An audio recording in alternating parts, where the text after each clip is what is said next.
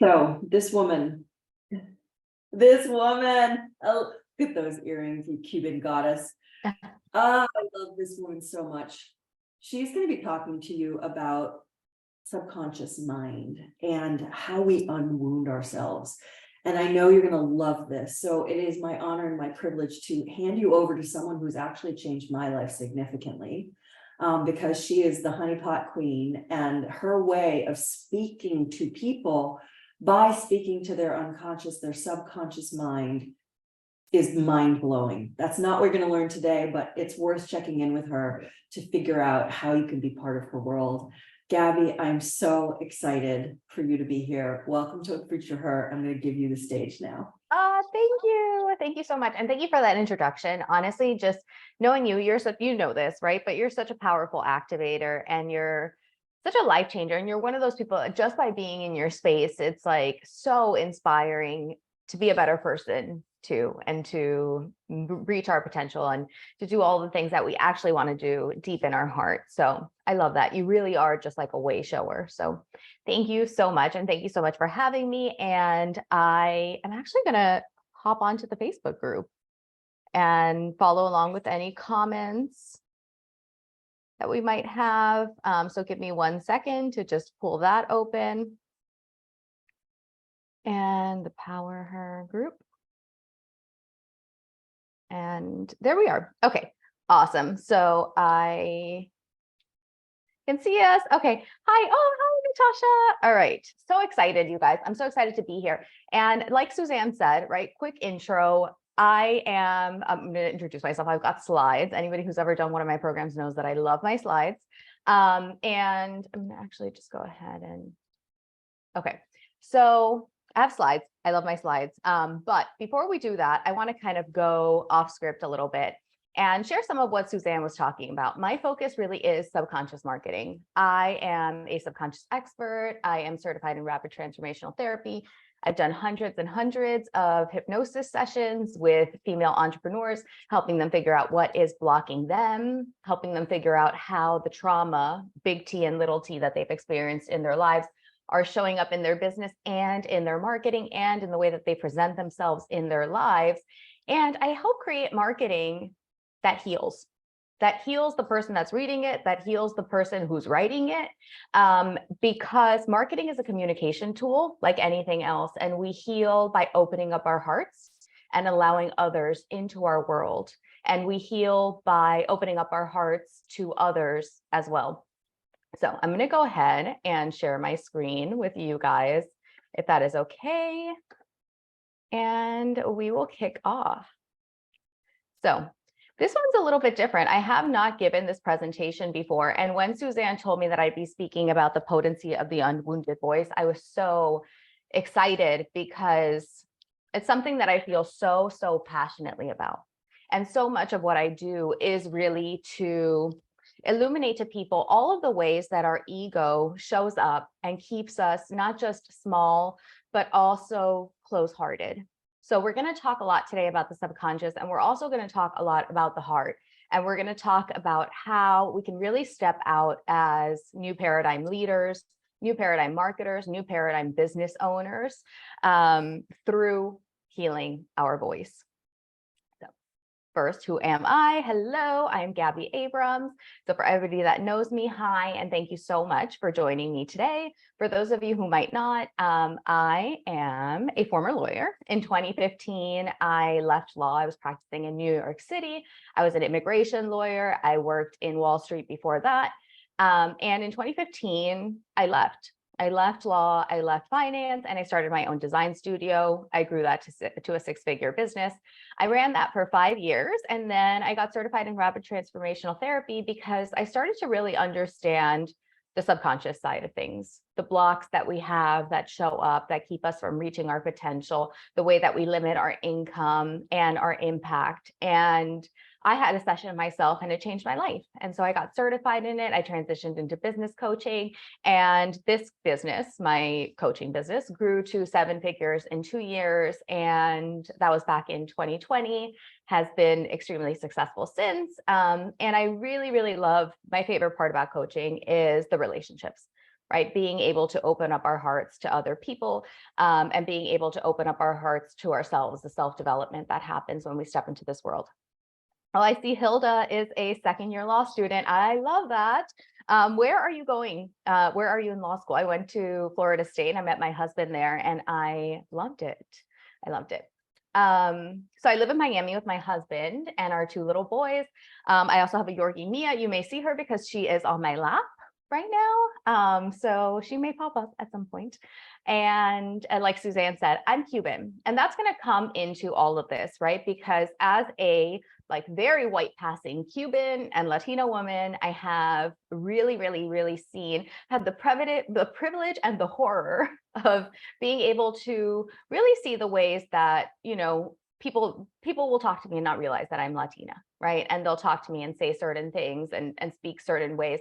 And it's really given me a lot of like heartbreaking insight, right, into the things that we actually feel and think, and the ways that we actually close our heart to people and to conversations. And it's made it one of my life goals and life purposes to really bring not just inclusivity, right, and not just embracing diversity, but to really like see other people and see their experience, right? So that's going to color all of this. Yes, okay, we've got a Puerto Rican and Northwestern. I love that.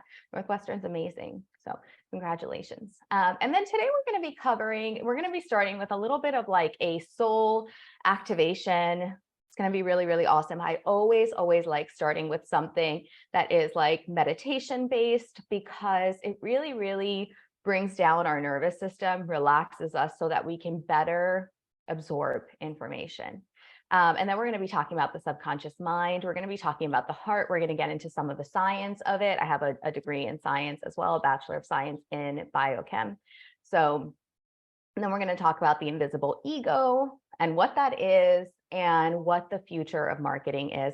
If we've got time at the end, Suzanne and I are going to hop on together and kind of chat and tie up any loose ends, just because I love talking to her. So today, just call me the Queen of Hearts. We're going to be learning how to trade in what we think we know about marketing for a new paradigm, heart-aligned approach to business and sales. And I love this because, you know, I'm hearing here from Hilda, who's a law student. All of this so much of this came from my experience as a lawyer, right? As an immigration lawyer, and really, really communicating with people at the heart level and understanding their stories and what they wanted in life and what made them, you know, what shaped their lives, right? What their experiences were. And as a lawyer, I really started to understand the power of your person's story. And it's something that a lot of people don't do, right? And a lot of people are not trained to do. But it's what I bring into everything. So whatever you are, whether you're an entrepreneur or a lawyer or whatever else, right? What we're talking about today is communication. And I use this, everything that I know. It's made me a better wife, and it's made me a better mom, and it's made me a better daughter and friend and everything. So first, let's open up that heart. And I want to do something with you guys. I want you guys to just relax. So everybody here, just close your eyes. Just close your eyes and ground yourself into now. Feel yourself inside your body. Dropping in, quieting the mind, moving into the heart space, stilling that heart, opening up that heart, into your stomach, just calming down any nerves, any excitement, feeling that relaxation through your legs, feeling that power grounding you into the earth. And now feeling that power spreading across the globe, filling every single nook, every single cranny with love for your neighbors, for your more distant neighbors, for your even more distant neighbors, until you can feel that white light just enveloping the entire earth. And now you can see the earth from afar. You can feel yourself grounded to it. And we're going to zoom out. and really see the Earth in proportion to all of the planets, to the sun, zooming out even further, seeing our galaxy in proportion to the universe, zooming out even further until all we see is just that beautiful, beautiful expanse of darkness, of limitless potential, of everything that there is that is so far beyond us and this moment and our lives and right now and anything that we might be experiencing that we are bringing into this today.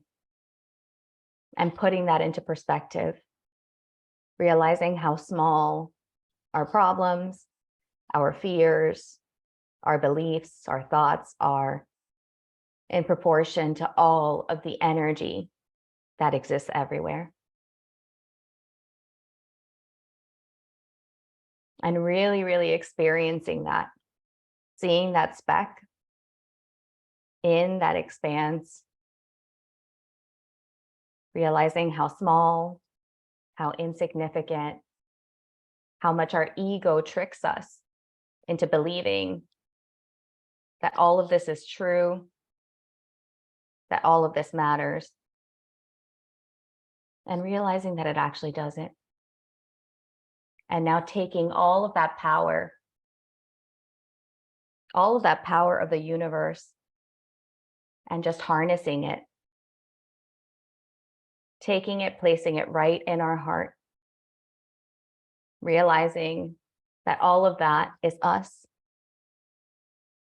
that we are made of stardust, that we are made of energy and made of light, that we hold all of the potential of the universe in our heart, in our soul, that we are here to expand, that we are here to be so much bigger than our egos and our problems and our daily lives,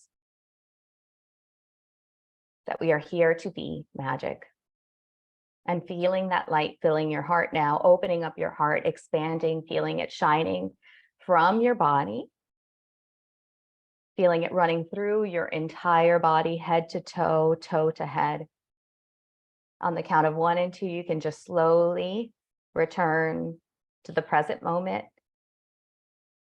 On the count of 3 and 4, you can just come back, come to. On the count of 5, just opening up your eyes and coming back here into this moment, into this talk, into this experience with that open heart, realizing the power and the shift that happens when we realize at once that we're just these tiny, tiny humans, specks of the universe. And at the same time, we hold all of that power in our heart and in our soul, and we can do anything that we want.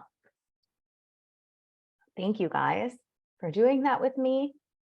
And now we can really shift into more of the learning portion. So we're going to start today with the mind, right? And most conversations about the brain, they fall into 2 camps. It's either brain worship, right? You are your brain. Thoughts are the pinnacle of creation. Do you have a problem? You can think your way out of it. And then the latter, right? Hate your brain. It's the worst. It's just in the way. Your brain is always keeping you small. Oh, I'm just my brain, right? I wish I could do this, but my brain isn't built that way. And we're not going to be talking about the brain in that way today, because what both of those conversations focus on is the conscious mind. And the conscious mind is only 3% of your brain. The unconscious mind, the subconscious mind, is the other 97%. And that subconscious mind, it's formed between the 2nd trimester and 7 years old, which means that right now you've got a grade school age child running the show, right? And whoever you are and whatever you've done, every single decision, 97% of them, right, are fueled by the beliefs that are stored in your brain from what you saw and what you experienced during that time, however good, however bad. And what happens is during those ages, our brain is like a camcorder. It's taking everything in.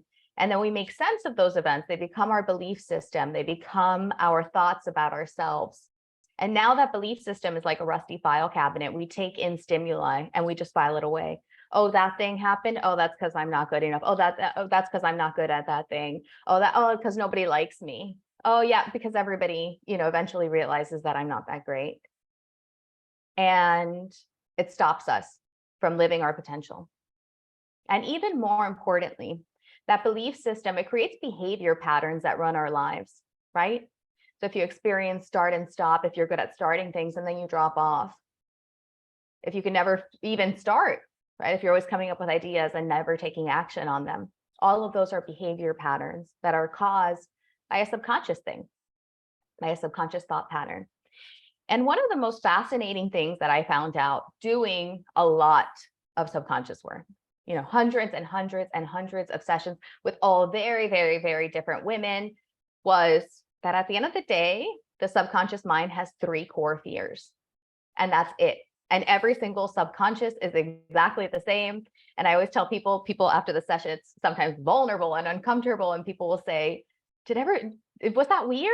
Was it weird that that's what came up? And I'm like, there is nothing weird. It's all the same, right? As different as our experiences are and as different as our lives are, regardless of how much trauma you've had or how little. At the end of the day, the subconscious mind has these 3 core fears. Number 1, I am unsafe. Number 2, I am not enough. Number 3, I don't belong / I am alone. And inversely, our subconscious mind has 3 desires, 3 drives that motivate us to do everything that we want, that motivate us to change. Number 1, the desire to be safe. And sometimes that can look like staying in your comfort zone. Sometimes that can look like staying in toxic patterns, staying in toxic relationships. Number 2, the drive to be enough. And number 3, the drive to belong and fit in. And what drives me crazy and why it bothers me so much, right, is that at a certain point after doing all of this work, I couldn't look at marketing the same. I just couldn't. I couldn't look at the marketing that I was taking in. I couldn't look at what was driving me to consume and buy and not see this, right? And not see all of the ways that communication these days, marketing, right, whether it's in business or whether it's actually consumer marketing, how much it is designed to trigger those core fears. When what we need to do is neutralize them, is make people feel safe so that our content and our communication heals, not just us, but also the people that we're speaking to. So if you're familiar with luxury marketing, right, it is designed to trigger, right, A, your fear of not being enough, and B, your fear of not fitting in, right? It is designed to make you feel that if you have this purse or if you look this way, you will now suddenly belong. Most of clothing, right?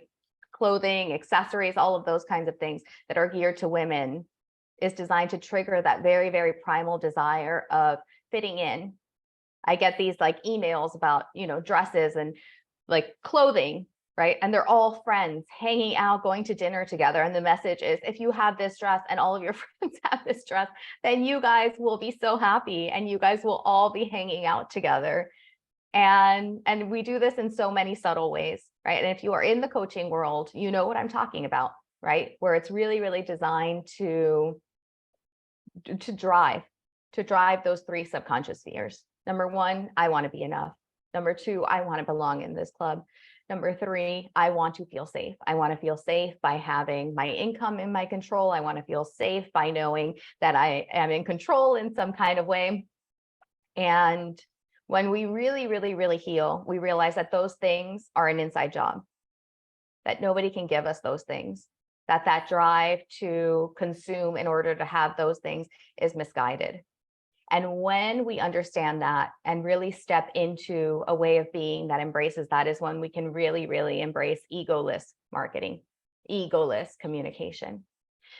Because something really interesting, our clients and audience, if you've done one of my programs or if you've worked with me, right, we talk a lot about how people are really motivated by these 3 core fears and desires, how we can create honeypot posts that speak to those, that neutralize those, while also illustrating the nuance of who we are and what we do so that we can communicate fearlessly and impactfully. But what I want to share today is that, yes, our clients and our audience are motivated by those 3 core fears and desires, but so are we. so are we. And sometimes that fear of not being enough, sometimes the fear of not belonging, sometimes the fear of feeling like we are unsafe or not in control, it causes us to grip that ego. And so we constantly have to be checking in with our egos. We constantly have to be checking in. Why do I want to say that? Why am I promoting this way? Why am I doing this the same way as everybody else? Why am I trying to fit into this box when what I have to offer is so far beyond that? And the only way to do that, it's not a brain job. And people come to, and I learned this, right, from doing so much subconscious work with people, from really helping them understand, like, yes, there are these beliefs and patterns stored in your brain, and you can rewire those. And every time, rewiring is easy. If you've seen like the beauty of like a synapse forming, right? It's like two hands holding. Every time that you think a thought, that's what happens. Every time you think a new thought, those hands hold. I am enough. That thought is solidifying. I am safe. That thought is solidifying. That thought is rewiring. But the thing is that we can't fix a heart problem with our brains. And our hearts are the ones that in today's world are closed. And what we're finding out now, if you're familiar with toroidal energy, the toroidal energy field, the magnetism of the heart, it is absolutely fascinating. Yes, Suzanne, I love that. I am enough. I am safe. I belong. Yes, yes. Every time that we think that thought, right? People say, how do I rewire this thought? I'm like, think it. Just think it once, right? That is already rewiring. The more you think of it, what fires together stays together. Is that the word? Is that the expression? But every time that we think a thought, it rewires, right? So once we've done that work, once we understand what the patterns are, what is keeping us in our ego, right? What the fear of being not enough, why, we feel like we need to show up all the time or whatever, right? Then we can really step into the heart space. And the heart, what we're discovering now, is the most powerful source of electromagnetic energy in the human body. It is 5,000 times stronger than the brain.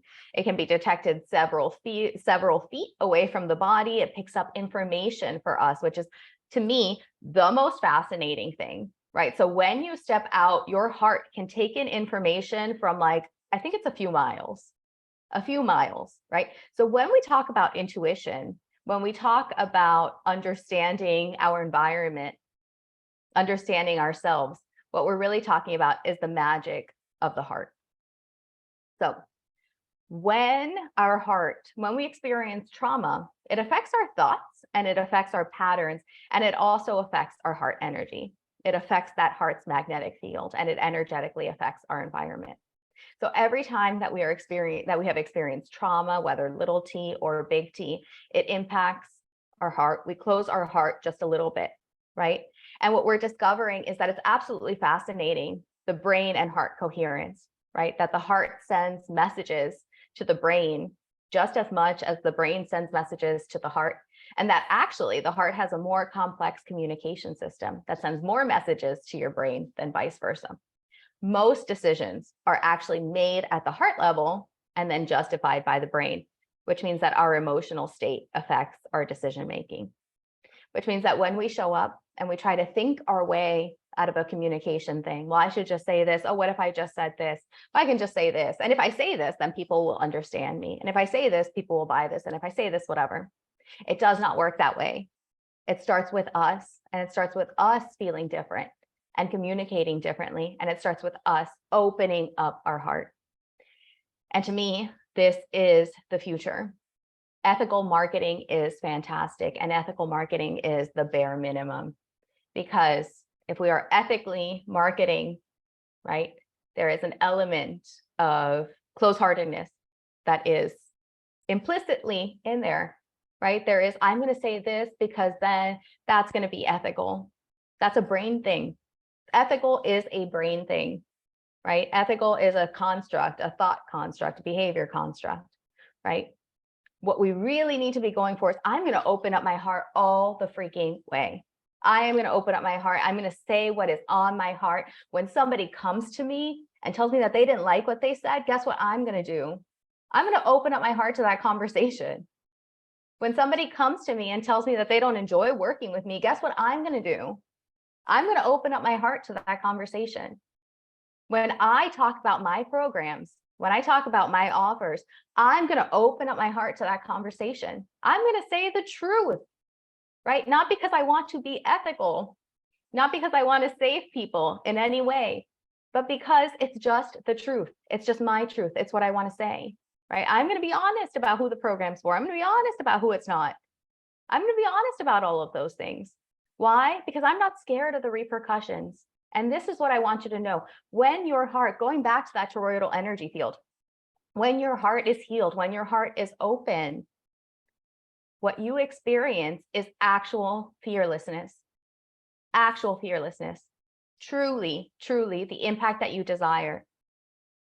You experience what it's like to live without worrying about what other people think, without worrying about what's going to work and what's not going to work, right? You actually experience what it's like to do things the way that we are meant to be doing things, the way that we would if we didn't have the trauma of this human experience, the way that we would if our trust hadn't been fractured along the years, the way that we would if we believed in ourselves, the way that we need to.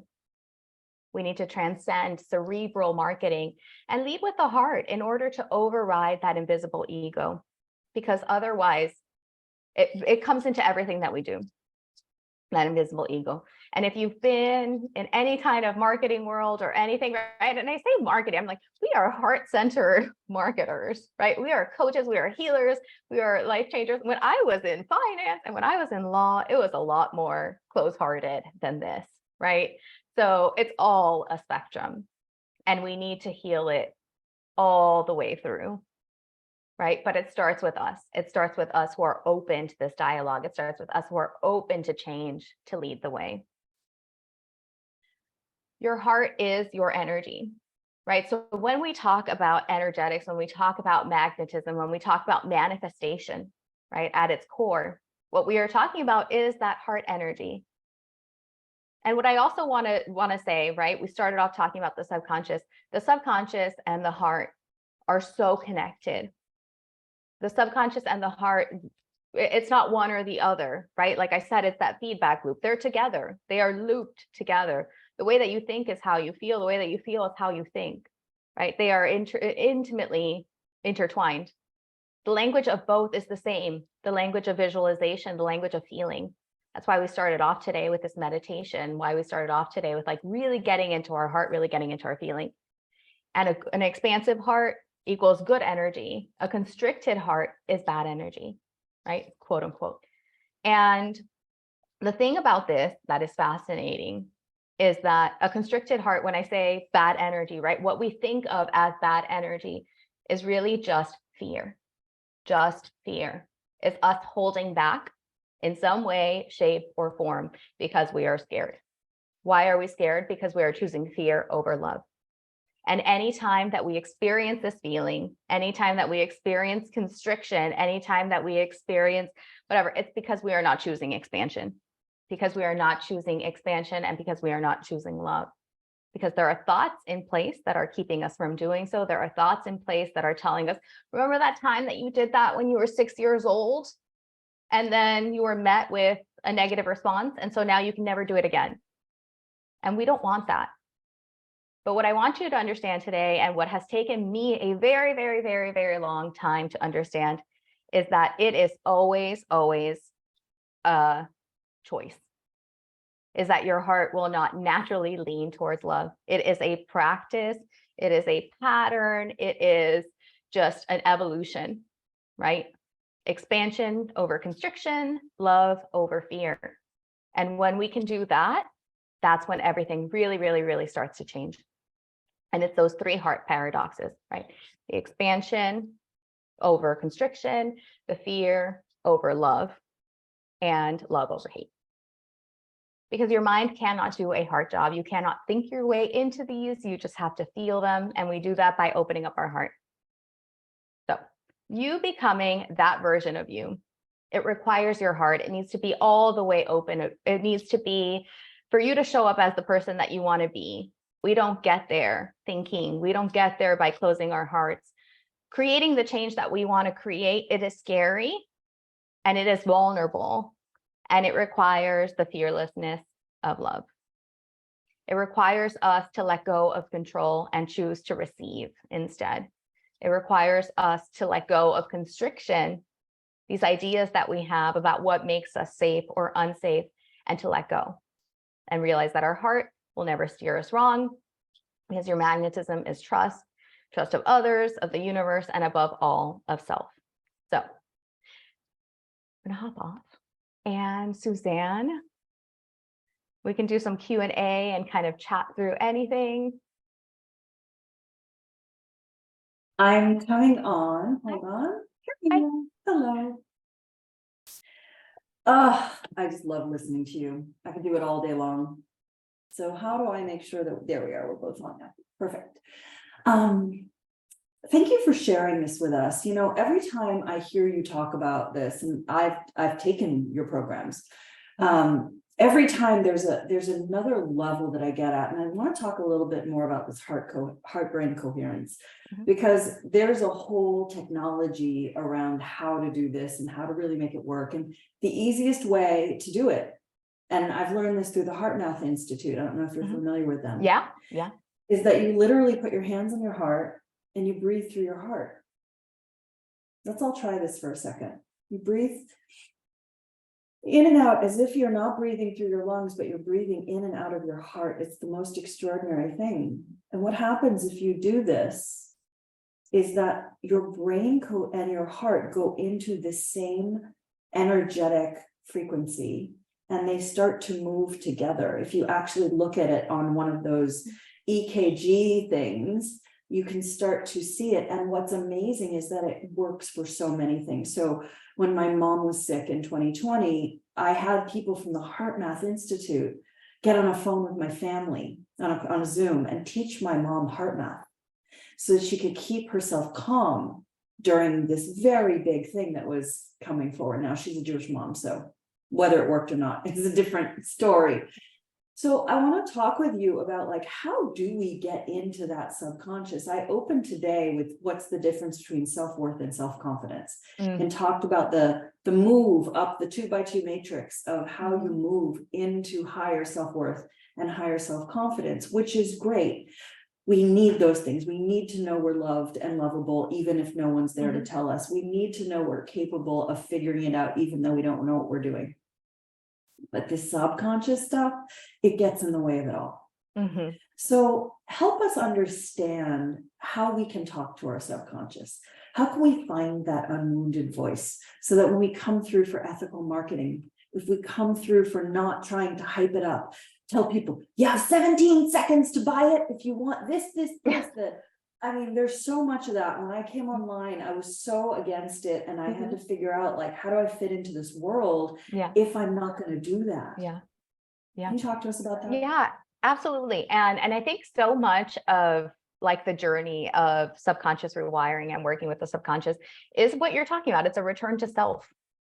Right. I just had a session. I hadn't had a session in a long time, a subconscious session, like, for me. And I had one 2 days ago. And I was amazed at, like, how much, you know, when you work through these layers, how much what you really return to is, like, I have always loved myself. Hold on. Like, I always believed that I was amazing. Right. Because as kids, and I remember when I was doing the training, it was like, if you didn't believe that, like, as children, we learn to walk. Right. We learn to speak. We learn all of these things. Kids are so resilient. You know, we don't give up. And then we start learning, oh, when I do that, this happens. And when I do that, this happens. And it's understanding your brain and the role that it plays, and understanding that all of these things that we think of, that we hold on to, they're experiences that your misguided brain, your 5-year-old, 6-year-old, 4-year-old self was like, oh, right, this is how we stay alive. This is how we stay safe. This is how we create change. This is how we, you know, can create change, right? We can be safe. We can move on. And it's not right. It's just not right, you know, and we need to let it go. And another thing that I think is really, really powerful, and that I think always really drives this point home for people of how much our subconscious, how misguided our subconscious is understanding that when your subconscious was created, for a lot of us, right, there was not even internet. The internet did not even exist. So people tell me, well, I don't know why. I just find it so hard to do this. I find it so, and I'm like, because you've never seen it. Your subconscious never saw this. It never saw an online business as a feasible business, right? Like it lived with a different time. I had a session where somebody went back to her dad having a business and those highlighters. You remember those marketing highlighters that they were like the squares that had like the different colors? And I was like, that is what is stored in your subconscious. Like that is the marketing that is stored in your subconscious. So when you are like, I don't know why I find it so hard to create a post online. Well, that's why.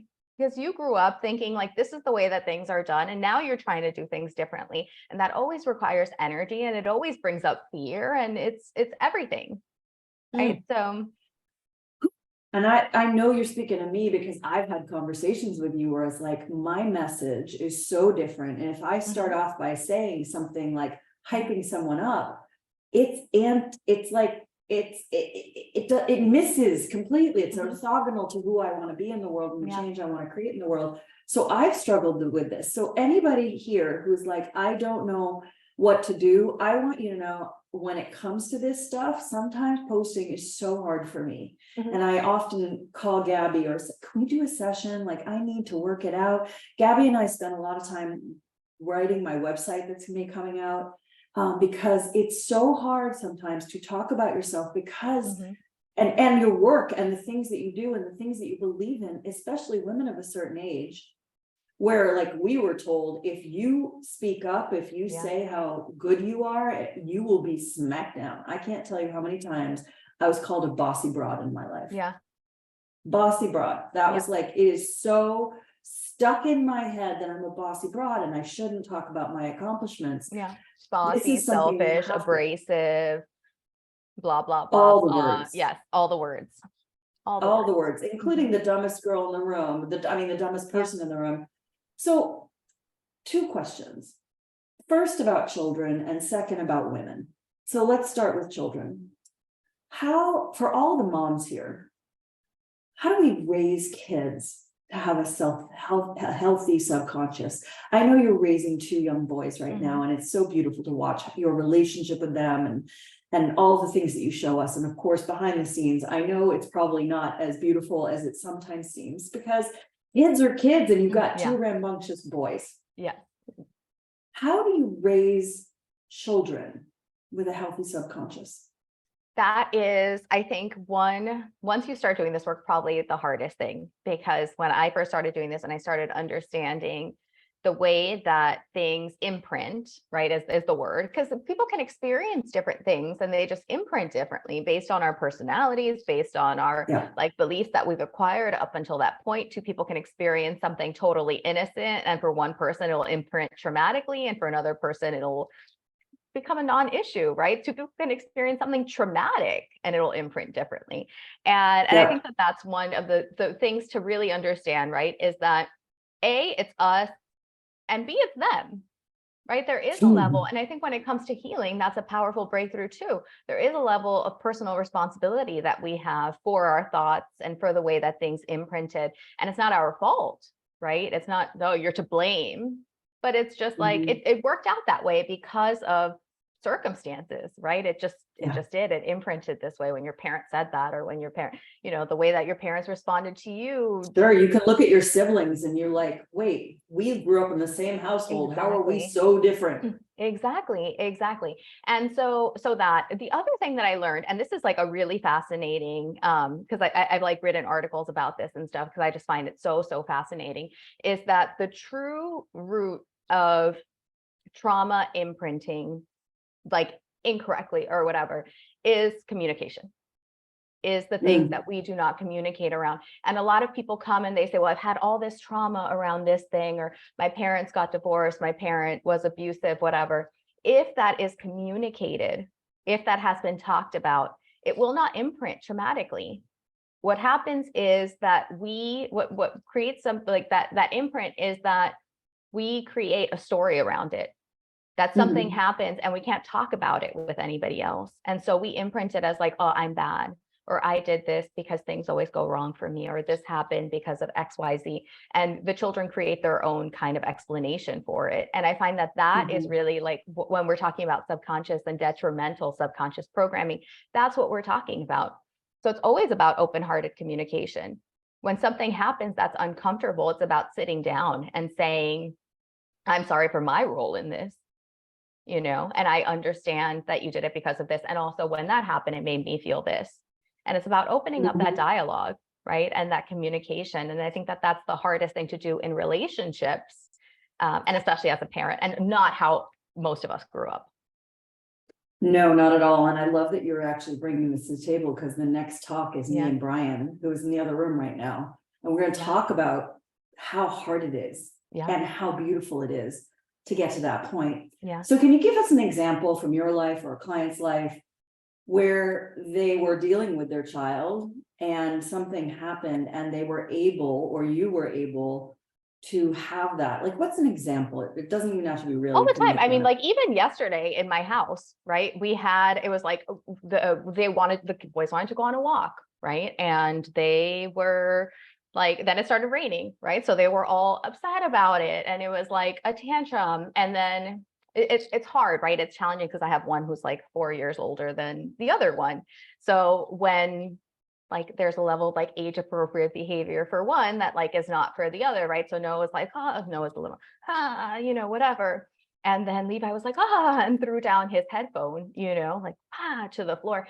And we were like, you cannot do that, right? Like, but having this conversation, right, where it's like very like the uncomfortable, vulnerable stuff, where it's like, yes, I am going to respond differently to your little brother because he's 4, right? And you're 8. And yes, I understand that you did that, not just because you're frustrated about the rain, but because like we're moving and it's chaotic. And I know that you feel unseen because you like enjoy being, it's like really seeing your person and really understanding them and being like, I'm not just going to be like, go to your room right now. That was disrespectful, right? Which is like what your ego wants to tell you. Your ego wants to be like, no, but it's like really choosing, I get it.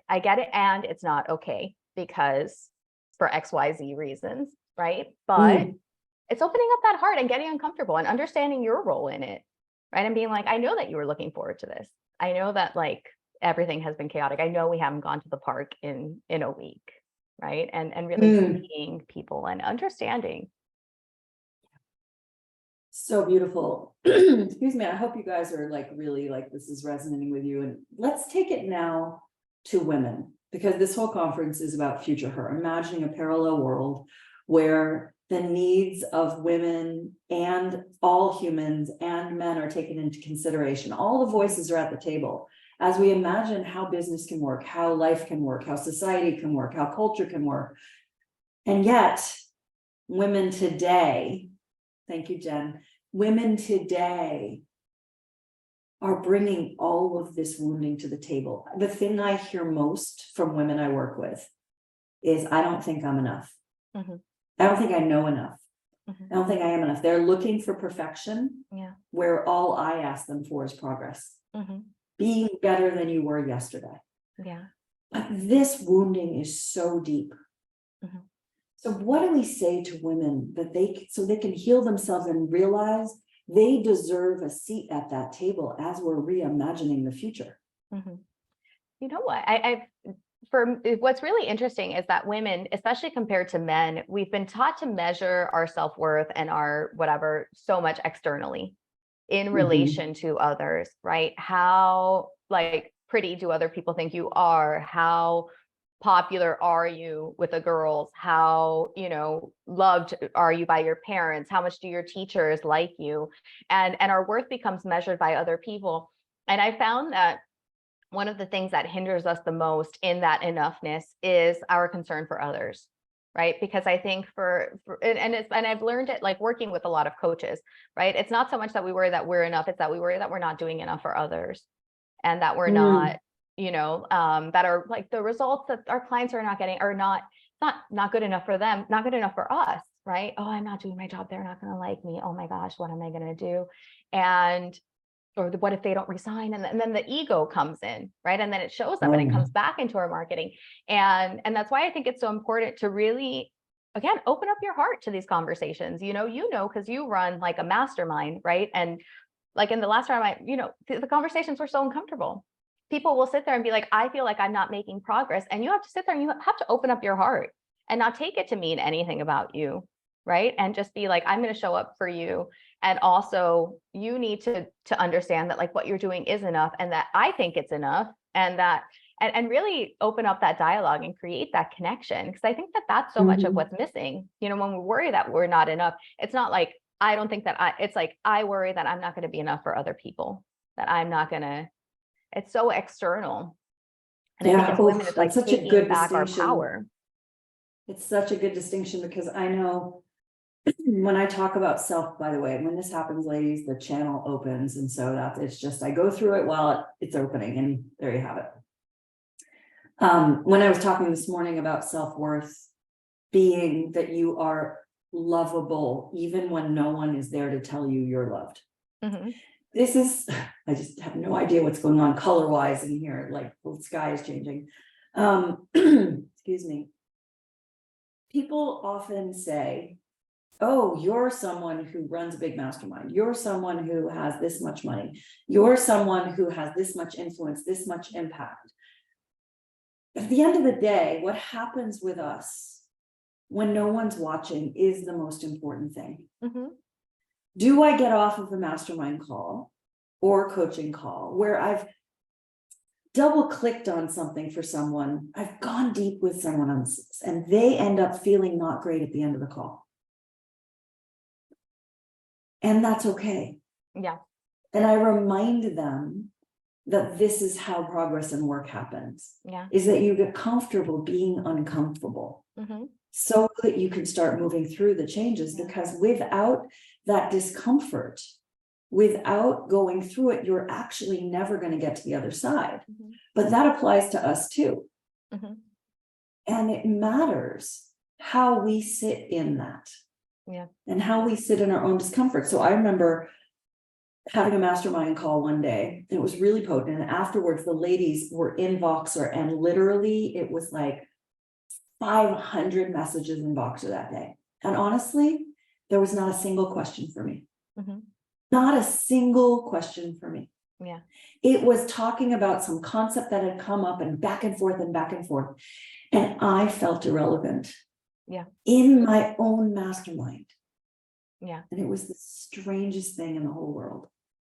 I don't know what was happening. And I had to really work with myself. And take myself through and go, it's okay. Look at them bonding. Look at the amazing conversations that they're having together. Can I hold that? Because I'm not it. In holding a mastermind, my job is to activate people. But none of us love that feeling. So how do we work through it? I love that you brought that up. Okay, so two things. I love how you said being lovable, even though you are not or like nobody loves you or something, right? Because it's knowing you are lovable, even though no one is there to tell you you are loved. That's self-worth. That. And that is so powerful, because that's exactly it, right? It's like, who are you in the vacuum? Because when you love yourself and when you are enough in the vacuum of just you, right? When you have that self-worth, you realize like your entire reticular activating system, right? Like everything that your brain focuses on changes completely. Okay, what's a reticular? For people who don't know, what's a reticular? So it's like, your brain is like a filter. So it filters in like there's thousands and thousands of stimuli every single second. There's like an exact number that I cannot remember right now. And your brain can only filter a very, very small, tiny percentage of that. And it does so based on what you believe and what you feel. And your brain is a stubborn jerk and wants to be right, even when it's going to screw you over and make you miserable. Your brain is like, we're going to be right no matter what. And we've had this conversation, especially if you're a Taurus, like it's going to be even stronger and more stubborn like me. But and Vernay referred to this opening night, because she's like, this is what happens with your brain with bias, is like, it helps us make quick decisions Yes. which is great a lot of the And time efficient. and also bad. Yes, exactly. Exactly. Which is efficient and not helpful.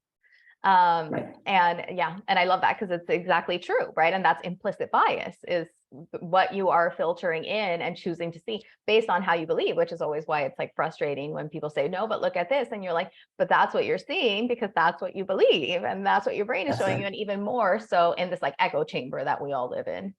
Right. Yeah. So back to the original question of like, how can we, and another thing that you said, self-worth makes you comfortable with not being needed. Self-worth makes you comfortable with those vulnerable feelings because it is, you know, it's self-soothing as an adult. It is realizing like, I am hurt and I feel uncomfortable and I wish that people needed me. But why do I wish that people needed me? Because if people needed me, then I would feel more worthy. Then I would feel like I belonged. Then, and we go back to those 3 subconscious core fears, right? Then I would feel like I was enough because then I was doing plenty for other people, right? If they all needed me and my clients were just calling me nonstop, boxing me nonstop, then I would know how important I am and how needed I am. And I would know that I'm doing a good job and I would know that people are getting their money's worth and blah, blah, blah. Our ego can take us down that rabbit hole, right? So it's really realizing and stopping that pattern right when it comes up and sitting in that discomfort and saying, I'm going to open up my heart to this. You know, Renee did something on opening night and she called herself out. She spoke about her own stuff. And I want to actually take a second. I've never talked about this online before. So this is actually really fun. Kind of embarrassing. So I grew up in Massachusetts. And when you grow up in Massachusetts, you end up studying a lot about Native American culture because Indigenous culture. And it's because Massachusetts is a word from Indigenous people. It's not something like white people from Europe set and put together. And so I grew up around this culture and we visited lots of places as kids. Our field trips were to, you know, places where Indigenous people lived and we had wonderful exposure. It was incredible. And I loved how a lot of these people had amazing names like Bigfoot or, you know, runs with wind or, you know, all these incredible Indian names, Native American names. I don't even know what to call it now, Indigenous names. And I gave myself a name when I was, I don't know, maybe 14. And it was Big Ego, No Confidence. That's what my Indian name was that I gave myself. Now I know the words have changed since then. Big ego, no confidence.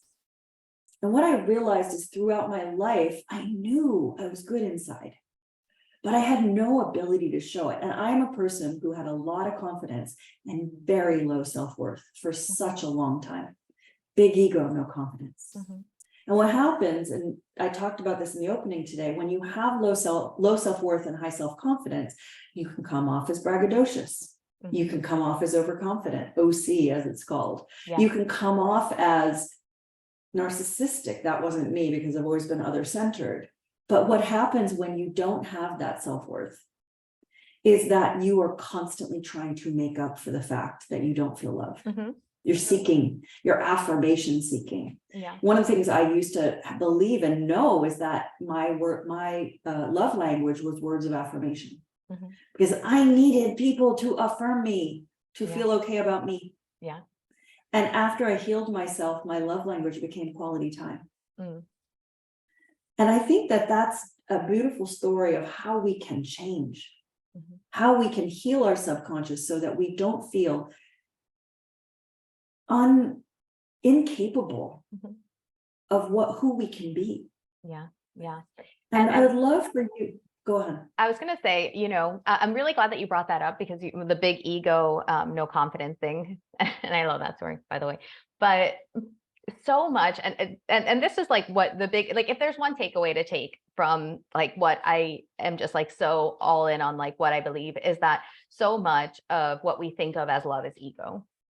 And it's not so much of ego is not actually a bad thing. It can present as a very, very, very good thing, but it affects your self-worth and it chips away at your self-worth, right? Because ego keeps us helping others and being really good and all of these things.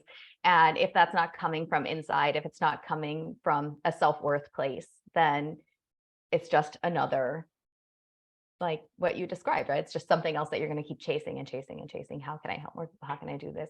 And it's great. It drives change, but we want change that comes from within.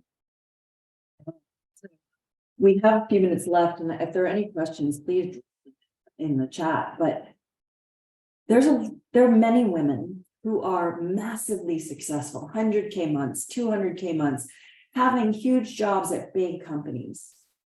They still struggle with self-worth. Yeah. Just because you have money doesn't mean you feel good about yourself. Right? So what is the messaging that we can share with women?